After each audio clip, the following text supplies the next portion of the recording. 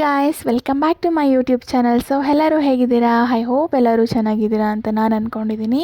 ಹಾಗೆ ಸರಿ ಹೇಳಿದೆ ನಾನು ತುಪ್ಪ ಮಾಡೋ ವಿಡಿಯೋ ನೆಕ್ಸ್ಟ್ ಬರುವಾಗ ಅಪ್ಲೋಡ್ ಮಾಡ್ತೀನಿ ಅಂತ. ಸೊ ಆ ಟೈಮ್ ಇವಾಗ ಬಂದಿದೆ ಅಂತ ಹೇಳ್ಬೋದು.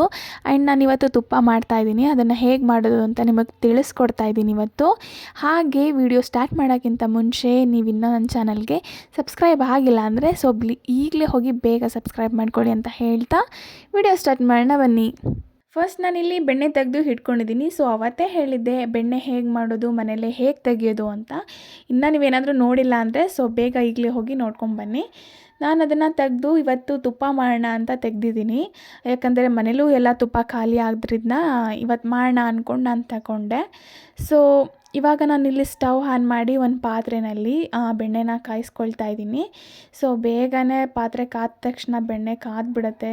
ಜಾಸ್ತಿ ಹೊತ್ತು ಟೈಮೇ ತಗೊಳ್ಳಲ್ಲ ಇದು. ಆದ್ದರಿಂದ ಸೊ ನಾವು ಅಷ್ಟೇ ಯಾವುದೇ ಆಗಲಿ ತುಪ್ಪನ ಹೊರಗಡೆಯಿಂದ ತಗೊಳ್ಳಲ್ಲ.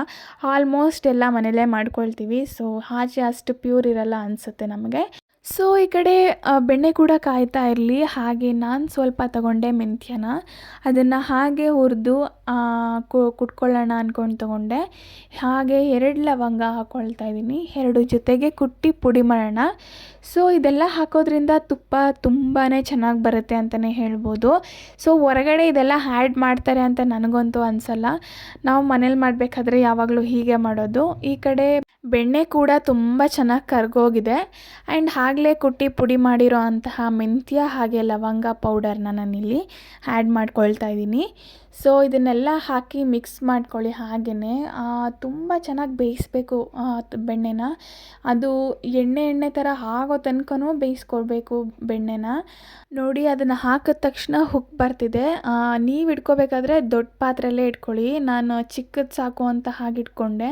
ಸೊ ಬೆಣ್ಣೆ ಜಾಸ್ತಿ ಆಗಿಬಿಡ್ತು. ನೆಕ್ಸ್ಟ್ ಚೇಂಜ್ ಮಾಡೋಣ ಅಂದ್ಕೊಂಡು ನಾನು ಬೇರೆ ಪಾತ್ರೆಗೆ ಹಾಕ್ಕೊಂಡು ಚೇಂಜ್ ಮಾಡಿಕೊಂಡೆ.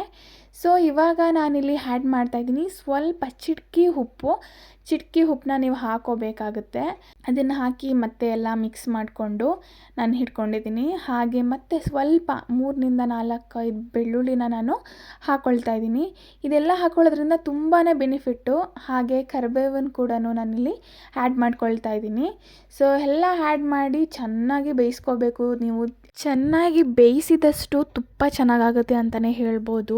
ಯಾಕಂದರೆ ಆಯಿಲ್ ಥರ ಆಗಲ್ಲ, ಫುಲ್ ಮರಳಾಗಿ ಬರುತ್ತೆ ತುಪ್ಪ. ಸೊ ಹಾಗೆ ಬೇಯಿಸ್ಕೊಳ್ಳಿ. ಈ ಥರ ತುಂಬ ಹೆಲ್ತಿಯಾಗಿರೋ ತುಪ್ಪ ಎಲ್ಲೂ ಸಿಗೋದಿಲ್ಲ ಮನೇಲಿ ಬಿಟ್ಟರೆ. ಹಾಗೆ ನಾನಿಲ್ಲಿ ಒಂದು ಎಲೆನ ನಾನು ಹಾಕ್ಕೊಳ್ತಾ ಇದ್ದೀನಿ. ಸೊ ವೀಳ್ಯದೆಲೆ ಹಾಕ್ಕೊಳ್ತಾ ಇದ್ದೀನಿ. ಯಾಕಂದರೆ ನಮ್ಮ ಹೆಲ್ತ್ ಕೂಡ ಚೆನ್ನಾಗಿರಬೇಕು ಅಂತಲೇ ನಾನು ಇದೆಲ್ಲ ಹಾಕ್ಕೊಂಡು ತುಪ್ಪನ ಕಾಯಿಸ್ಕೊಳ್ಳೋದು. ಸೊ ನೀವು ನೋಡ್ಬೋದು ಆಗಲೇ ಬೆಣ್ಣೆ ಹಂಗೆ ಇದ್ದಿದ್ದು ಆಲ್ರೆಡಿ ಎಣ್ಣೆ ಥರ ಆಗಿಬಿಟ್ಟಿದೆ. ಸೊ ಫುಲ್ ಚೆನ್ನಾಗಿ ಕಾಯಿಸ್ಕೊಳ್ಳಿ. ಸೊ ಆಲ್ಮೋಸ್ಟ್ ರೆಡಿ ಆಗಿದೆ. ಇನ್ನು 5-10 ಮಿನಿಟ್ಸ್ ಬಿಟ್ಟು ತುಪ್ಪನ ಆರಿಸಿ ಆಮೇಲೆ ಸೋಸ್ಕೊಳ್ಬೋದು ತುಪ್ಪನ. ಸೊ ನಾನೀಗ ತುಂಬ ಹೊತ್ತು ಒಂದು 10 ಮಿನಿಟ್ಸ್ ಆದರೂ ಬಿಟ್ಟೆ ಹಾರ್ಕೊಳ್ಳೋಕ್ಕೆ ತುಪ್ಪನ. ಇವಾಗ ನಾನು ಇದರೊಳಗಡೆ ಹಾಕ್ಕೊಳ್ತಾ ಇದ್ದೀನಿ. ಆ್ಯಂಡ್ ಫೈನಲಿ ತುಪ್ಪ ರೆಡಿ ಆಗಿದೆ ನೋಡಿ. ತುಂಬಾ ಚೆನ್ನಾಗಿ ಬಂದಿದೆ. ನನಗಂತೂ ಇಷ್ಟ ಆಯಿತು ಈ ತುಪ್ಪ. ಯಾಕಂದರೆ ಫುಲ್ ಮರಳಾಗಿ ಬಂದಿದೆ. ಕೆಲವು ಕಡೆ ತುಂಬಾ ಗಟ್ಟಿ ಬರುತ್ತೆ. ಸೊ ಮನೇಲಿ ಮಾಡೋದು ನೋಡಿ ಈ ಥರ ಬರುತ್ತೆ ಮರಳು ಹಾಗೆ. ಯಾವುದೇ ಕೆಮಿಕಲ್ ಬೇರೆ ಏನು ಯೂಸ್ ಮಾಡ್ದೇ ಮನೆಯಲ್ಲೇ ಈ ಥರ ಮಾಡ್ಕೊಬೋದು. ಸೊ ಈ ವಿಡಿಯೋ ನಿಮಗೆ ಇಷ್ಟ ಆಗಿದೆ ಅಂತ ನಾನು ಅಂದ್ಕೊಂಡಿದ್ದೀನಿ. ಇದೇ ಥರ ವೀಡಿಯೋಸಿಗಾಗಿ ನನ್ನ ಸಬ್ಸ್ಕ್ರೈಬ್ ಮಾಡ್ಕೊಳ್ತಾ ಇರಿ ಅಂತ ಹೇಳ್ತಾ ಹಾಗೆ ಸಪೋರ್ಟ್ ಮಾಡ್ತಾಯಿರಿ. And thanks for watching.